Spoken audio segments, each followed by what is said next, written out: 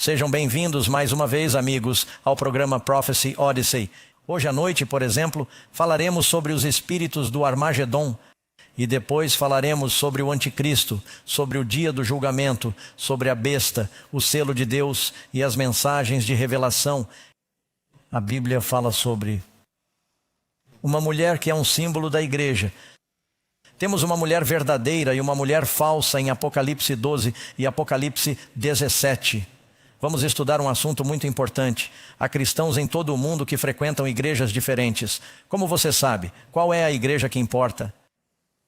A pergunta mais importante que já foi feita foi quando Pôncio Pilatos perguntou a Jesus: o que é a verdade?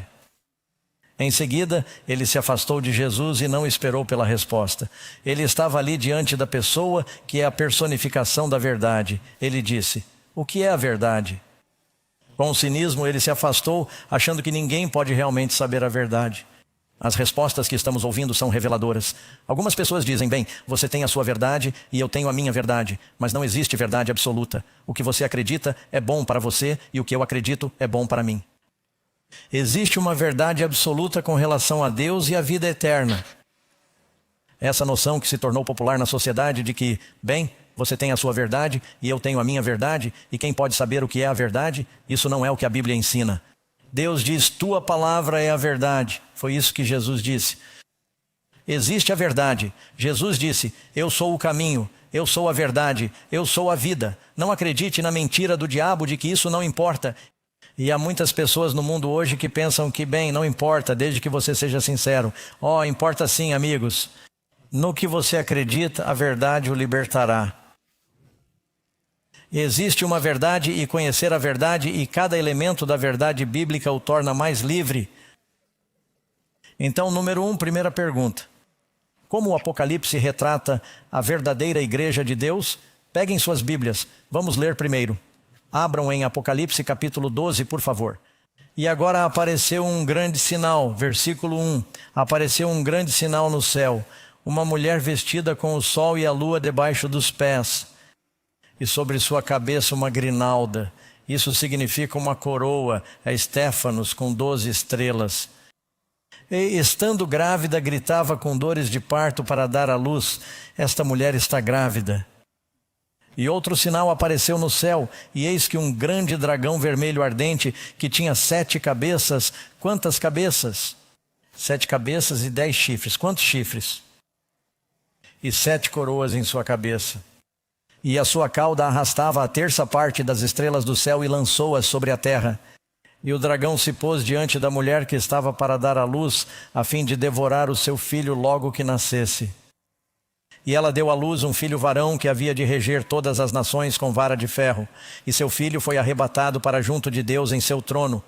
E a mulher fugiu para o deserto, onde Deus preparou um lugar para que ela fosse alimentada durante os 1260 dias em que foi alimentada no deserto. Agora vamos falar sobre isso e voltaremos à Bíblia em um instante. Então, a resposta, Apocalipse capítulo 12, o que diz sobre essa mulher? Diz o quê? Uma mulher vestida com o sol e a lua sob seus pés, e sobre sua cabeça uma grinalda de 12 estrelas, estando grávida de quê? Grávida, ela gritou em trabalho de parto. Ela está passando por dores de parto e dores para dar à luz. E ela deu à luz um filho homem que governará todas as nações com uma vara de ferro. Quem você acha que é? Esse filho varão é Jesus Cristo. Ele é levado ao trono de Deus. Sabemos que Jesus ascendeu ao céu. Quem é a mulher? O que uma mulher representa? E na Bíblia, quando se fala sobre essa mulher, ela pode aparecer aqui antes de terminar. Mas a mulher representa a noiva de Deus, a igreja de Deus, amém? E essa mulher que está grávida, é um símbolo de uma igreja. O que ela está vestindo? Ela está vestida com o quê? O sol. Essa é a luz da verdade de Deus que você encontra no Novo Testamento. Em pé sobre a lua dá luz à noite. A lua tem luz própria ou a lua reflete a luz do sol que nascerá? É o Antigo Testamento refletindo a luz do Filho da Justiça que se levantaria com a cura em suas asas. A igreja do Novo Testamento está sobre o alicerce das promessas de Deus no Antigo Testamento. E acima de sua cabeça, acima da cabeça, há um símbolo de liderança. Você tem as 12 estrelas que representam as 12 tribos do Antigo Testamento. Temos os 12 apóstolos no Novo Testamento. Temos até mesmo os 12 príncipes de Moisés liderando Israel, os 12 juízes de Israel no livro de Juízes. 12 é um símbolo de liderança. Essa é a igreja de Deus. Ele está vestido de sol, lua e estrelas. Quem fez o sol? Quem fez a lua? Veja em Gênesis. Quem fez as estrelas? Essa é a luz de Deus. A Bíblia diz à noiva: vocês são a luz do mundo. Assim resplandeça a vossa luz diante dos homens, para que vejam as vossas boas obras e glorifiquem a vosso Pai que está nos céus. Portanto, essa mulher representa a verdadeira igreja. Está bem? Isso diz. E como sabemos disso? Você leu em Jeremias 6, 2. A igreja de Deus é simbolizada por uma mulher. Comparei a filha de Sião a uma mulher amável e delicada. O sol representa a luz de Jesus. Salmo 84, Malaquias 4, 2, dando a vocês esses versículos. A lua representa as promessas na história do Antigo Testamento, sobre as quais a igreja foi edificada. Tudo isso estará em sua lição. As estrelas acima de sua cabeça simbolizam a liderança da igreja.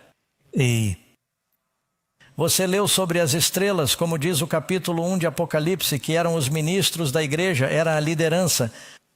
Aquele que deve governar todas as nações com uma vara de ferro, esse menino homem é Jesus. Amém. E o dragão quer devorar o menino homem assim que ele nascer. Agora você vê essa mulher, mas ela está justaposta a uma mulher diferente da que você encontra em Apocalipse 17. Certo, voltemos às nossas Bíblias. Vá para Apocalipse capítulo 17 em sua Bíblia. Vamos começar no versículo 3. E você verá que essas duas mulheres são na verdade opostas. E essa mulher também existe no mundo de hoje. Apocalipse 17, comece no versículo 3. E ele, o anjo, levou-me em espírito a um deserto e vi uma mulher assentada sobre uma besta de cor escarlate que estava cheia de nomes de blasfêmia e tinha quantas cabeças? 7 cabeças e quantos chifres? Quando foi a última vez que você viu uma besta com 7 cabeças e 10 chifres? Elas não são tão comuns, não é mesmo? Quantos concordariam que essa é a mesma besta? A propósito, ela também aparece em Apocalipse 13. Essa besta que está tentando destruir a mulher em Apocalipse 12 está em cooperação com a mulher em Apocalipse 17. O que é uma mulher? Igreja. Portanto, temos uma mulher vestida com a luz de Deus.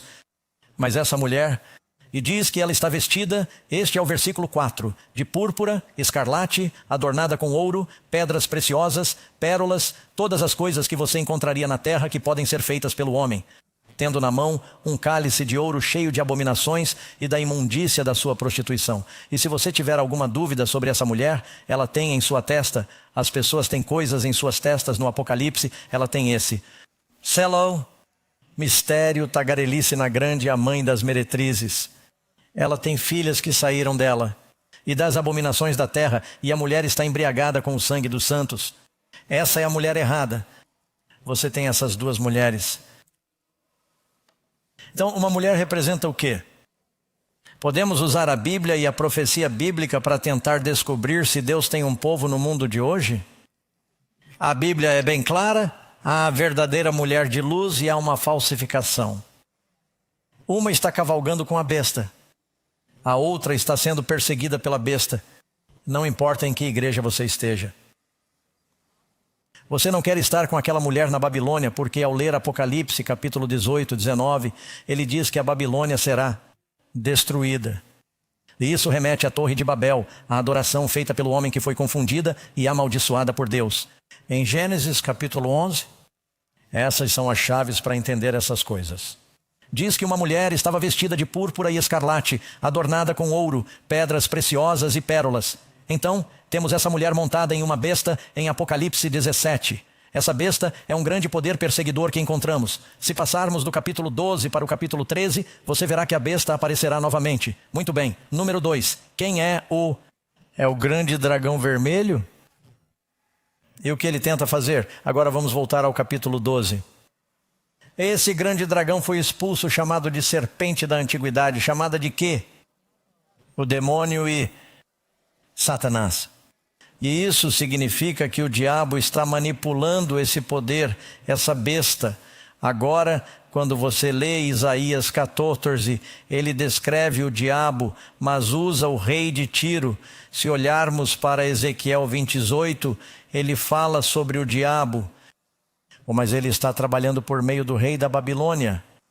Quando você lê Apocalipse 12, fala sobre o diabo, mas ele está operando por meio do reino da Roma pagã.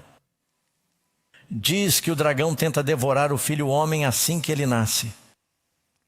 Um dragão estava diante da mulher, que está pronta para dar à luz, para devorar seu filho assim que ele nascer. Portanto, esse dragão é um inimigo de Cristo, quer destruir Cristo. Você sabe, há várias vezes na história da Bíblia, quando o diabo tentou impedir a vinda, o Salvador de vir. Ora, o diabo sabia que o Messias viria, ele sabia que a encarnação aconteceria, ele não sabia exatamente quando. Quando os filhos de Israel estavam no Egito, ele pensou que agora seria o momento em que Deus enviaria o Salvador. Então o que ele fez? O dragão tentou destruir todos os bebês do sexo masculino. Lembra-se de que o faraó estava dizendo para jogarem todos os meninos aos crocodilos no rio Nilo? Mas Moisés foi poupado, é poupado, ele se torna um salvador. Sabe, na época de Atalia, se você conhece a Bíblia, em 2 Reis, ela fala sobre uma rainha perversa. Ela é filha de Jezabel, outra rainha perversa. A propósito, no tempo de Jezabel e Atalia, há um período de 3 anos e meio, 1260 dias, exatamente como em Apocalipse.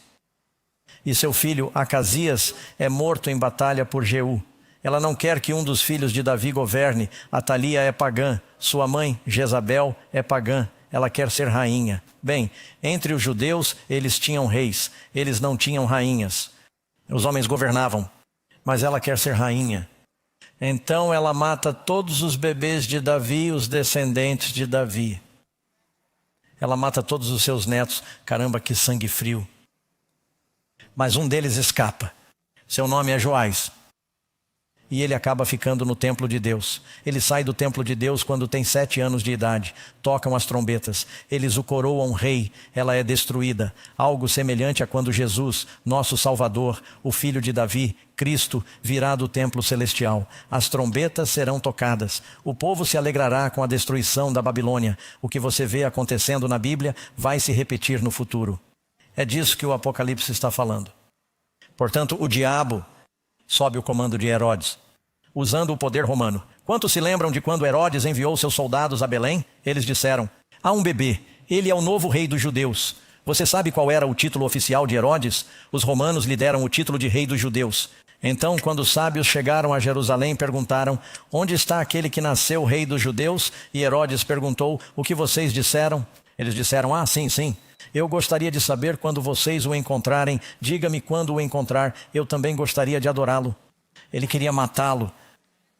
O demônio estava trabalhando. O dragão, por meio da Roma pagã.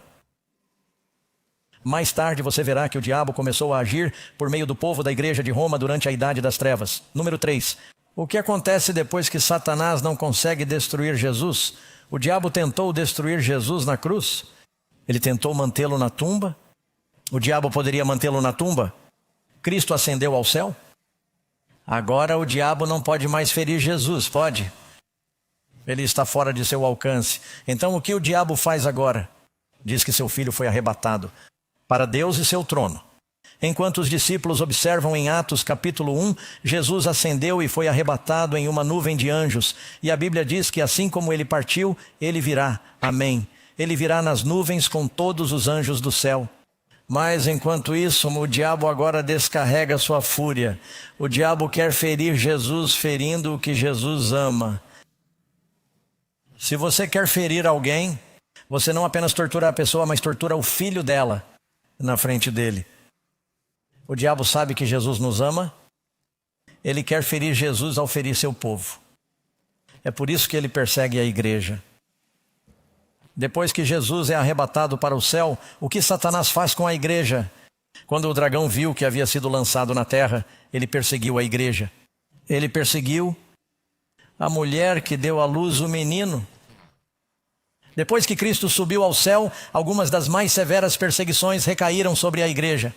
Quantos de vocês já ouviram as histórias de Nero, Diocleciano e os diversos imperadores romanos fizeram com os cristãos nos Colossos? Não se trata apenas de fábulas, eles eram alimentados por feras selvagens. Nero passou piche nos cristãos e os incendiou vivos para iluminar seus jardins enquanto eles se contorciam de dor. Era terrível. Por que você acha que as catacumbas estão sob Roma? É porque eles tiveram que ir para o subterrâneo, por assim dizer. E isso era chamado de religio illicite. Até mesmo na Bíblia, você pode ver onde Paulo e os judeus foram expulsos de Roma pelo imperador. Veja, o Império Romano tolerava muitas religiões, desde que a religião romana continuasse a ser considerada suprema. Mas quando os cristãos disseram, não vamos oferecer incenso aos seus deuses pagãos, eles proibiram a religião e ela se tornou religio illicite. É por isso que Paulo diz que talvez seja melhor você não se casar e não constituir família agora, porque a perseguição é muito intensa. Assim, o diabo tentou destruir a igreja com o plano A. O plano A era a aniquilação, o extermínio, o genocídio. Dá-los de comer aos leões, matá-los nas minas, matá-los até a morte e crucificá-los. Quando Nero incendiou Roma, e ele culpou os cristãos. Nero queimou Roma porque não gostava dos cortiços de madeira. Ele queria estruturas de mármore e pensou, tenho de me livrar de todas essas pessoas pobres. Ele incendiou a cidade, observou-a queimar e tocou seu violino. Vocês já ouviram a história. E quando eles ficaram indignados, ele disse, foram os cristãos que fizeram isso. Ele disse que, a propósito, vocês sabem, os cristãos estão vivendo no subsolo e são canibais.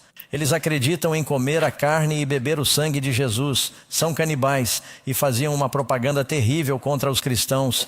E os cristãos sofreram uma perseguição terrível. Não apenas isso, durante esse período, os judeus se rebelaram contra os romanos e as pessoas viram o cristianismo e o judaísmo guardando o mesmo sábado. Adoravam o mesmo Deus, liam a mesma Bíblia e os viam como uma espécie de mesma coisa. Assim, os judeus passaram a ser muito odiados depois do século 70 d.C. E assim o judaísmo e o cristianismo foram ambos proibidos. E cristãos e judeus estavam sendo exterminados em massa, destruídos, escravizados. Suas propriedades foram tiradas e espalhadas pelo império. Mas você sabe o que aconteceu? Do cristianismo é o sangue dos mártires. Quanto mais eles os ceifavam, mais eles cresciam. Porque os pagãos iam ao Coliseu e observavam esses cristãos orando calmamente antes de serem alimentados por animais selvagens. Eles tinham expressões de paz e alegria. Pareciam estar a caminho de um casamento, porque sabiam que seu próximo pensamento consciente era a ressurreição e ver o Senhor. E eles disseram, por que eles são tão pacíficos? Por que são tão corajosos? E começaram a fazer perguntas e o cristianismo continuou a se espalhar. E o diabo disse, isso não está funcionando. Então ele partiu para o plano B. E que era, se você não consegue destruí-los por fora, destrua-os por dentro. Ele legalizou o cristianismo e misturou o paganismo e o cristianismo. Constantino ostensivamente legalizou o cristianismo. E ele disse, sim, bem, minha mãe se converteu ao cristianismo, então não posso matá-los. Eles realmente não estão fazendo mal a ninguém. E de repente tornou-se muito em voga ser cristão.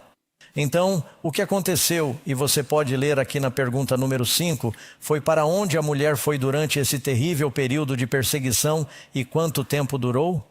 Deixe-me contar o que aconteceu e depois chegaremos à resposta. Assim, com a conversão de Constantino e a legalização do cristianismo, que de repente se tornou muito popular, em toda Roma havia todos esses sacerdotes pagãos. Constantino disse que o cristianismo estava legalizado, sua mãe se tornou cristã e o sacerdote pagão disse, gostaria de continuar na folha de pagamento do governo, serei cristão.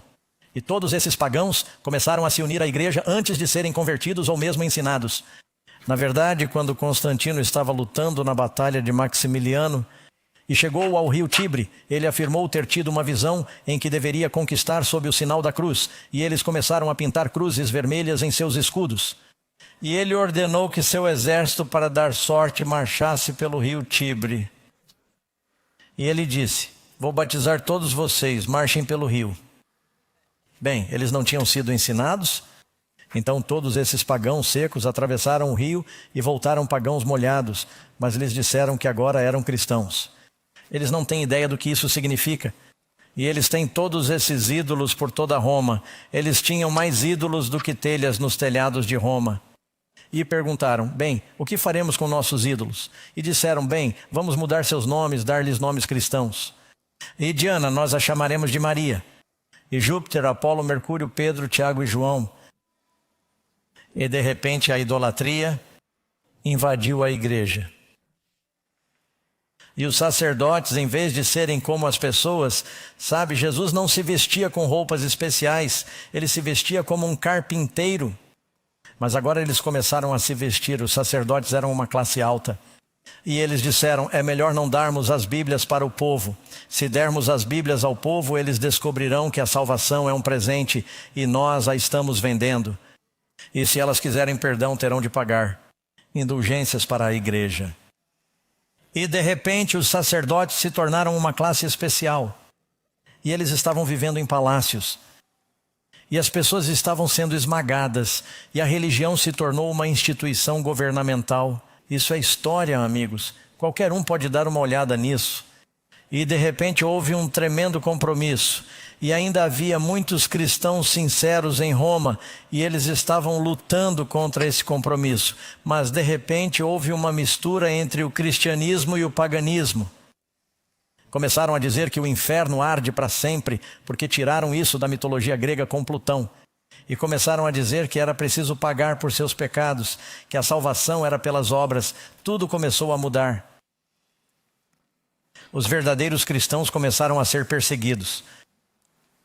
Na época de Justiniano, por volta de 5.388 d.C., Justiniano, o imperador romano, disse, estou mudando a capital para Constantinopla. Vou dar o bispo de Roma, agora será o chefe da igreja, nós o chamaremos de Papa Supremo, o Pai, o Papa. Isso aconteceu anos depois de Jesus. Jesus nunca disse que Pedro era o líder da igreja. Jesus é o líder da igreja. De fato, logo depois de Jesus dizer Pedro, por causa de sua declaração de que eu sou o Messias.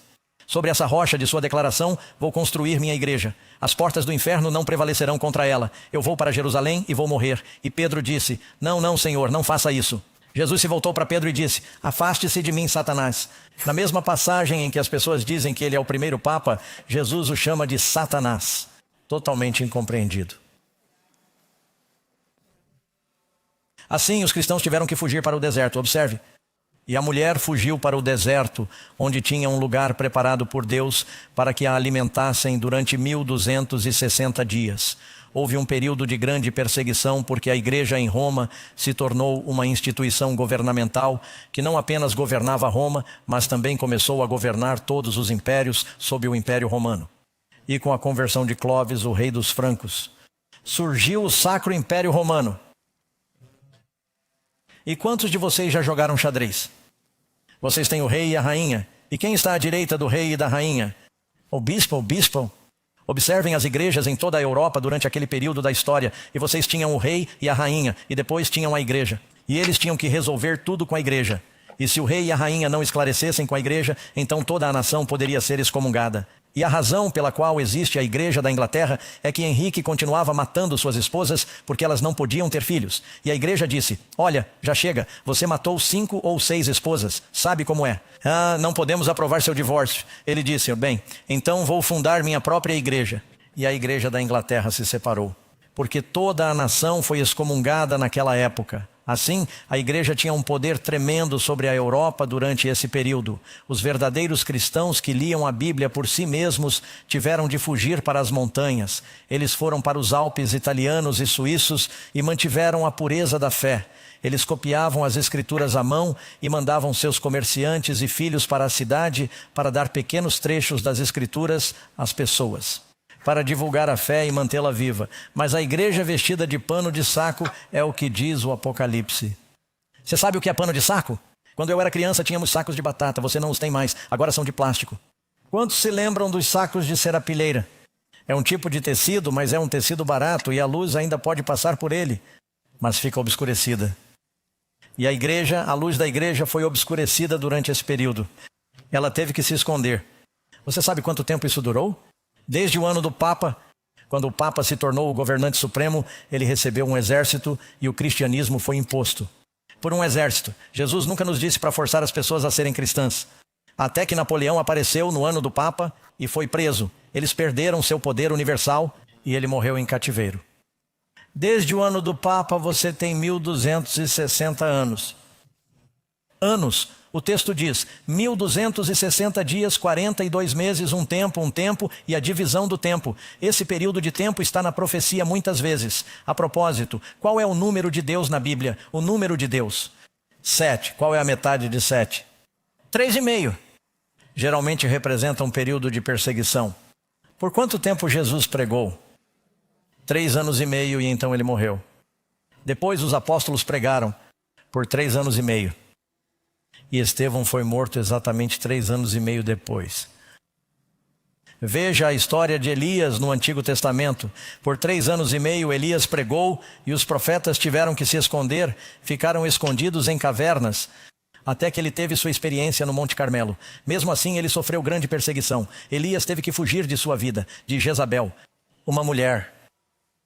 Estou falando de uma mulher que representava uma igreja. Ela era uma mulher pagã, que se casou com um rei judeu. A combinação do paganismo com a verdade estava perseguindo os profetas de Deus. O que aconteceu no Antigo Testamento se repetiu na história e vai acontecer novamente nos últimos dias. Está fazendo sentido? Muito bem. Então ela foge para o deserto. Número 6. Quais são as outras 2 marcas de identificação da verdadeira igreja de Deus? Você vai até o final do capítulo 12. Diz, e o dragão enfureceu-se contra a mulher e foi fazer guerra aos demais. Isso significa o remanescente de sua descendência que faz o quê? Guardam os mandamentos de Deus e têm o testemunho de Jesus. Se você ler o capítulo 8 de Isaías, ele diz, amarrem o testemunho, selem a lei entre os meus discípulos, a lei e o testemunho.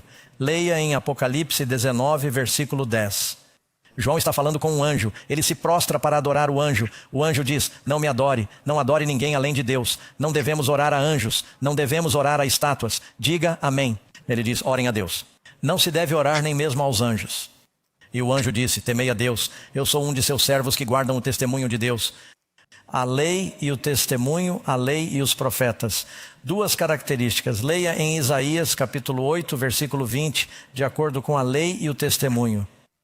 É a palavra de Deus. Se eles não falarem de acordo com essa palavra, não haverá luz neles. A palavra de Deus é dupla em sua natureza. 10 mandamentos, 2 tábuas de pedra. Você tem a Bíblia, o Novo e o Velho Testamento. Essas são as 2 testemunhas em Apocalipse 11. Falaremos sobre isso em outra ocasião. Simbolizadas por Moisés e Elias, a lei e os profetas. E o povo de Deus terá a palavra de Deus. Agora você pode dizer, bem sim, toda igreja guarda os mandamentos, algumas delas. Não sei, amigos, Deus está procurando pessoas que acreditem em todos os 10. Deus não os chama de 10 sugestões. Elas não são chamadas de 10 boas ideias. Não são as 10 recomendações de Deus. São os 10 mandamentos de Deus. Amém. Que guardem não apenas a letra, mas também o espírito da lei. Amém. Portanto, o dragão odeia especialmente esse grupo de pessoas. Número 7. Como Jesus disse que devemos demonstrar nosso amor por Ele? A Bíblia diz, este é o amor de Deus, que guardemos os seus mandamentos. Não é tudo uma questão de amor, amigos? Amém. Número 8. Quais são as 3 mensagens angélicas que a Igreja de Deus do fim dos tempos estará pregando ao mundo? Resposta, e você leu sobre isso em Apocalipse 14, vá até sua Bíblia rapidamente. Você pode ver aqui onde diz, então olhei, e eis uma nuvem branca, e sobre a nuvem estava sentado um homem semelhante ao Filho do Homem. Lembre-se de que ele havia sido arrebatado no capítulo 12. Agora ele está voltando. Em sua cabeça uma coroa de ouro, em sua mão uma foice afiada. Ele está vindo para colher a terra. É o grande dia do julgamento. Qual é a mensagem para o mundo antes da vinda de Jesus? Veja no capítulo 14, a partir do versículo 6, 3 mensagens de anjos. Vi outro anjo voando pelo meio do céu, tendo o evangelho eterno para pregar aos que habitam sobre a terra, a todas as nações. Será internacional, toda nação, toda língua, tribo, povo, com uma voz alta. Temam a Deus e deem glória a Ele, pois a hora do seu julgamento chegou. Adorem-no nesse dia, chamando-nos de volta ao Criador e à verdade do sábado. As fontes e a terra e o mar e as águas. E outro anjo o seguiu, dizendo: caiu Babilônia, caiu aquela grande cidade, porque ela deu a beber a todas as nações o vinho da ira da sua prostituição. E um terceiro anjo o seguia, dizendo com grande voz: se alguém adorar a besta na sua imagem e receber o sinal na testa ou na mão, esse beberá o vinho da ira de Deus, que se há de derramar com toda a força no cálice da sua indignação. Você não quer receber a marca da besta? Vocês não querem cometer esse erro. Então vamos dar uma olhada rápida nessas 3 mensagens dos anjos. Número 1, temam a Deus. Você o verá na tela. Temei a Deus, dai-lhe glória, porque é chegada a hora do seu juízo. Vocês percebem que esse é o fim dos tempos? Você sabe que parte do julgamento de Deus acontece antes mesmo de ele chegar?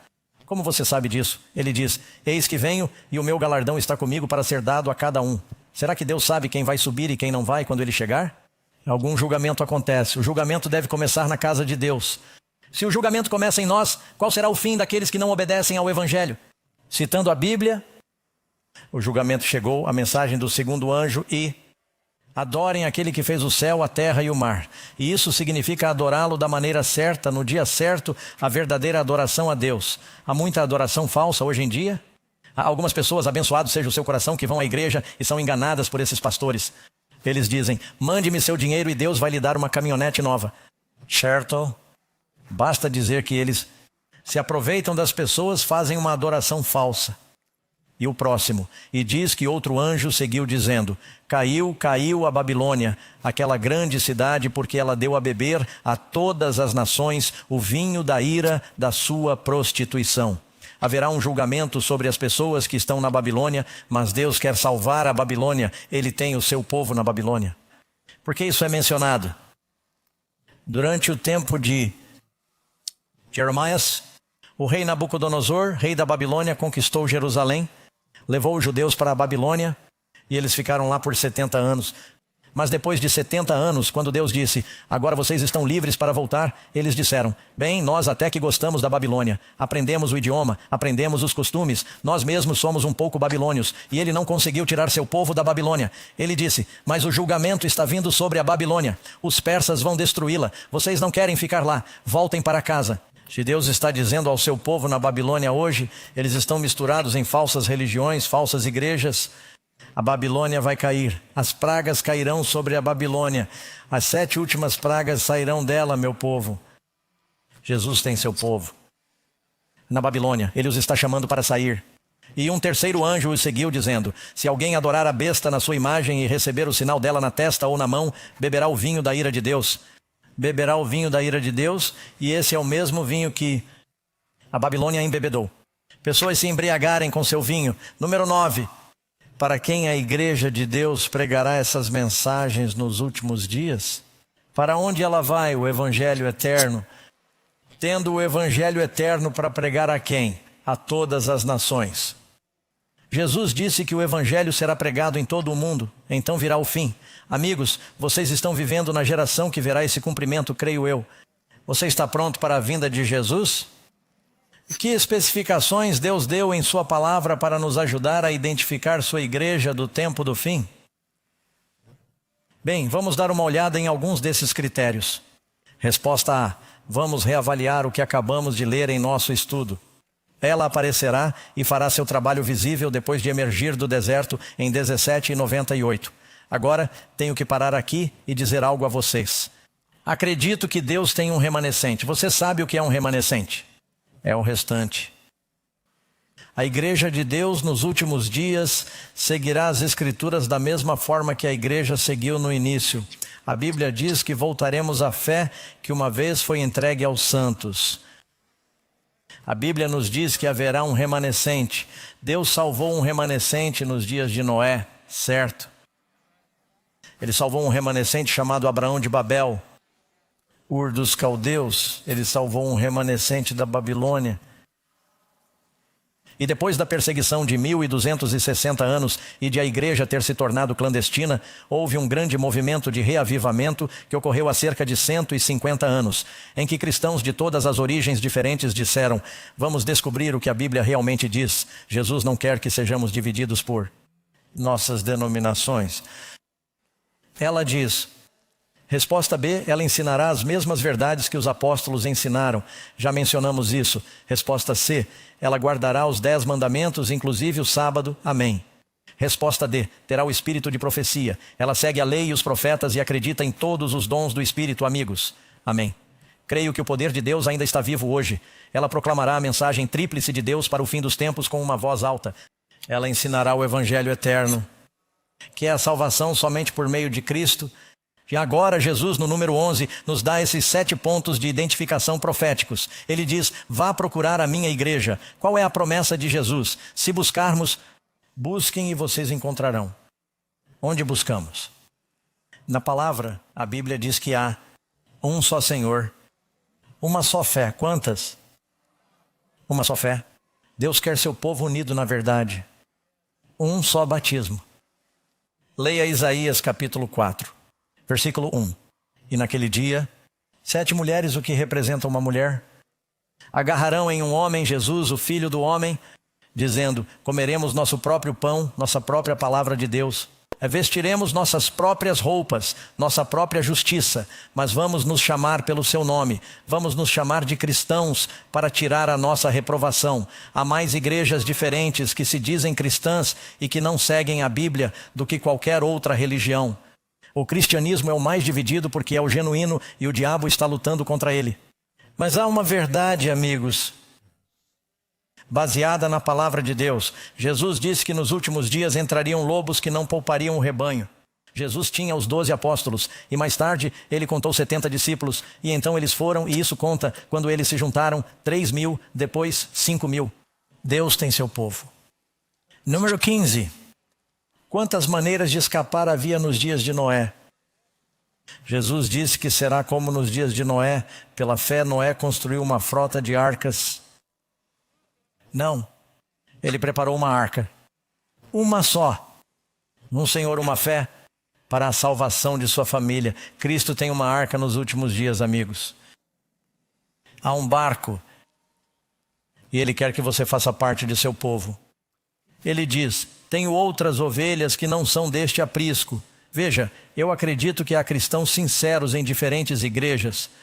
Devo trazê-los também. O que Cristo diz que está fazendo nos últimos dias, devo trazê-las.